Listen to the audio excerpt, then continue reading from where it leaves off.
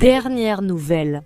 Il semble finalement que l'Union européenne veuille conclure des accords avec la Fédération de Russie. Des vidéos des dirigeants de cet organisme ont fuité en plus avec Volodymyr Zelensky présent, appelant Donald Trump en assurant que oui. Maintenant, ils acceptent le plan de paix américain. Donc, il semble que nous nous rapprochons de plus en plus de la fin définitive de la guerre en Ukraine, oui ou non?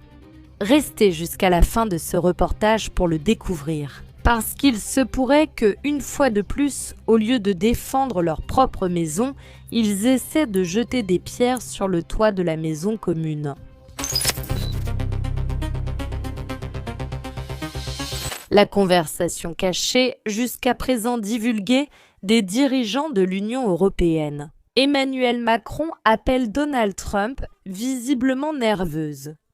Bon, là on ne voit pas si ma main a tremblé ou non, mais la vérité c'est que ces derniers temps, ça ne va pas très fort. Le pauvre homme a dû apparaître avec des lunettes de soleil il y a quelques jours, presque en disant qu'il va devoir continuer comme ça. Pour des raisons qu'ils n'ont pas voulu révéler, cela a fait parler les réseaux sociaux. Vous vous souvenez de ce coup de poing que lui a donné sa femme? Ça pourrait avoir un rapport ou peut-être pas. Voici Emmanuel Macron. Maintenant, il a vraiment rassemblé tout son courage et il appelle Donald Trump. Désolé de t'appeler si tôt, mon ami Donald. Je sais qu'il est très tôt le matin pour toi. Il est très tôt le matin pour toi. Je suis désolé. Je vais bien, pardon. Puis-je t'appeler dans 2 minutes avec Zelensky, Starmer et Merz? C'est la meilleure partie. Il l'appelle et clairement, s'il lui dit « Et je peux t'appeler dans 2 minutes », déjà avec Zelensky, Starmer et Merz au téléphone, c'est très clair. S'il s'agit de 2 minutes, comme nous le verrons sur les images, ils sont tous présents puisqu'ils ont accepté de parler. Honnêtement, on dirait une cour de récré. Au niveau international, quelqu'un a-t-il divulgué ces vidéos qui ont été enregistrées, il faut le dire, avec une assez bonne qualité pour une caméra cachée? Je peux t'appeler dans 2 minutes. Apparemment, ils sont juste devant Trump. Il pourrait déjà lui parler directement, mais le type, pour une raison que je n'arrive toujours pas à comprendre, veut l'appeler dans 2 minutes. Il l'appelle. Je comprends que c'est très tôt, presque à l'aube, il risque de le réveiller et il dit « Je peux l'appeler dans 2 minutes ». Sérieusement, dis-moi de quoi il s'agit, mais Donald Trump semble accepter. Est-ce que ça te va? Oui, ça va. Qu'est-ce qui se passe? Pourquoi a-t-il accepté ce qu'il a proposé dans son ordre? Bien sûr, Donald Trump, normal, demande « Mais qu'est-ce qui se passe ?» Et il dit « Est-ce qu'il a accepté ce que tu as proposé ?» Dans ton message, que veut dire un défilé de 30 jours? Attention. La proposition vedette Zelensky ici, au roulement de tambour, Zelensky dans un pacte auquel il semble. Maintenant, ils se vantent ainsi et ils vont continuer à le vendre de cette façon. Un accord conclu avec la Fédération de Russie, il veut maintenant accepter ce cessez-le-feu de 30 jours qu'il demande depuis qu'il existe l'idée de parvenir à un accord avec la Fédération de Russie. C'est hilarant, mais attends, il continue. Donc il est prêt à l'annoncer, le téléphone est prêt aussi. Oui. Oh bon. Est-ce qu'il a accepté ça? Donald Trump dit, bien sûr, il confirme cela à Macron, et Donald Trump dit « Oh, prix Nobel, pour nous !» Eh bien, le prix Nobel, Donald Trump l'a déjà. À ses dépens, il l'a prise avec le nom de Maria Corina Machado. Mais bon, à un moment donné, je pense qu'on peut bricoler quelque chose à la maison, bien sûr. Donald Trump, je ne sais pas s'il fait l'idiot ou si vraiment non. Il comprend que la Fédération de Russie est quelque chose qu'il n'acceptera jamais. Jamais de la vie. Si quelqu'un n'a pas encore compris, je vous l'assure, mais bon, ils font semblant là-bas.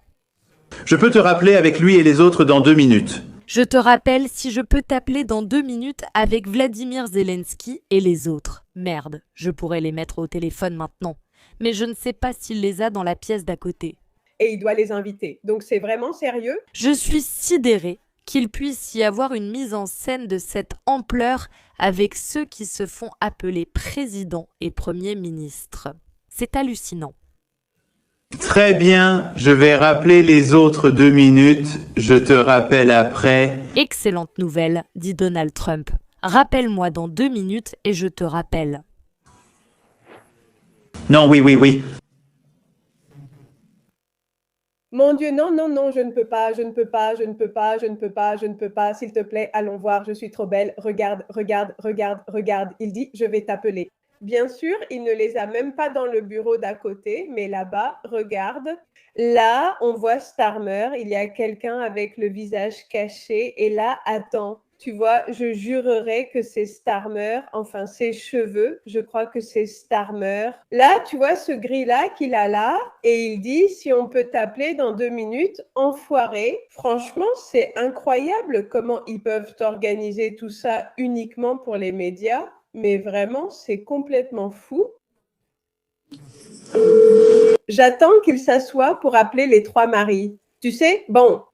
Le pacte historique avec la Fédération de Russie. Que cherche-t-il à vendre? On va voir, c'est vraiment ridicule. Je n'ai littéralement pas vu ça depuis très longtemps. Mais en plus de ce morceau de ridicule, derrière, il y a quelque chose de très sérieux qu'ils veulent mettre en place. Attention, hein. Ils ont un plan. Je m'en rends compte. Tu imagines? Il l'appelle plusieurs fois, il ne répond pas et part dormir. Il dit, oui, appelle-moi dans 2 minutes, mais quand ils le font, ils regardent déjà ailleurs. Bonjour Donald, nous sommes à Kiev. Donald, on est à Kiev. Donc, ils étaient toujours avec Zelensky. Merde, ou presque. C'est une théorie informelle, mais bon, ils ne pouvaient pas tous répondre car Zelensky ou un autre était aux toilettes. Mais pourquoi on ne se met pas tous ensemble maintenant?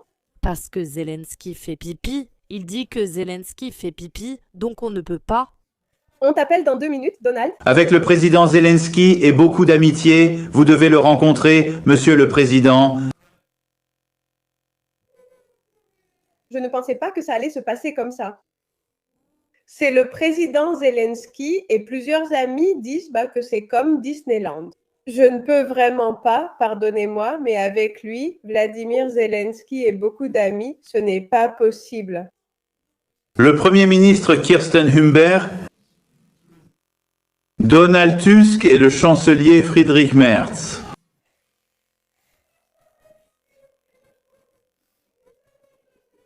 Les 4 maris sont placés, voyons si je peux les voir. Attends, je vais essayer d'attraper ça. Quand tu l'appelles, nous sommes là. Zelensky, Starmer, regarde. Zelensky et beaucoup d'amis. Oh, aïe. Tous autour de ce putain de téléphone. Je n'arrive vraiment pas à y croire. Mais avez-vous déjà vu quelque chose de plus pitoyable dans votre vie? Mais quel genre de... Enfin, on dirait des grands-pères qui se sont réunis pour jouer à la pétanque. Le truc, c'est qu'ils sont derrière... Enfin, c'est que... Mais c'est quoi cette table de dominos installée ici? Ces gens sont payés par les contribuables européens? C'est sérieux? Je ne pourrai jamais, pardonne-moi, mais ma raison... Enfin, j'ai vu ça très rapidement. Je me suis dit, bon, on va en parler là-bas avec les gens, je n'ai pas le temps.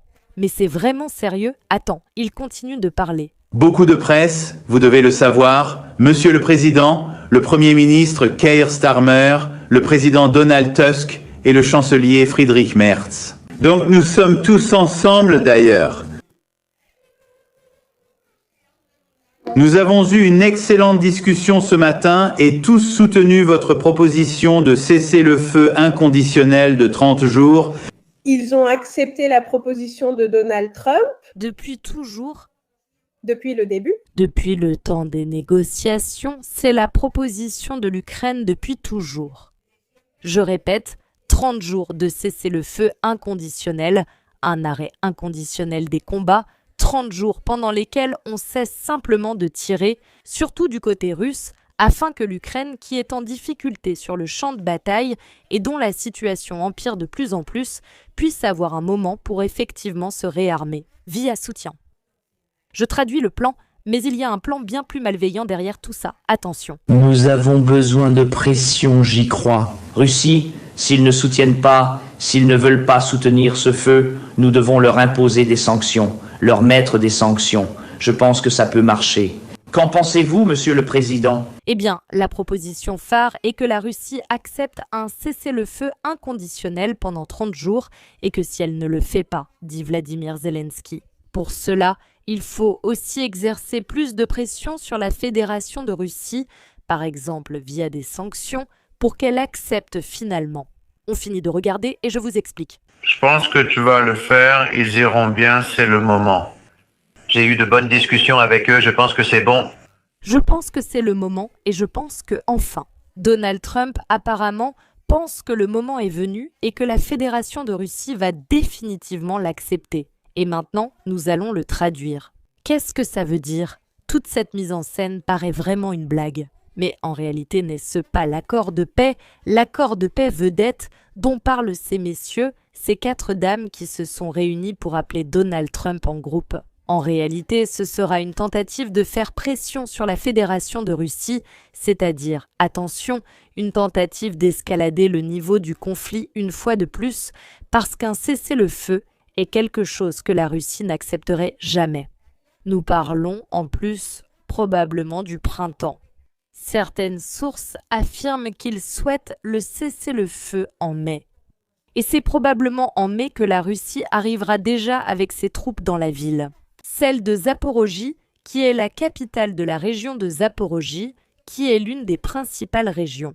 Et en plus, c'est la clé pour finir par atteindre à la fois Kherson et, surtout, la région d'Odessa. Parce qu'en ayant Zaporojie, toute la logistique devient beaucoup plus facile pour la Russie et en plus, elle devient beaucoup plus rapide. En réalité, c'est l'inverse pour l'Ukraine.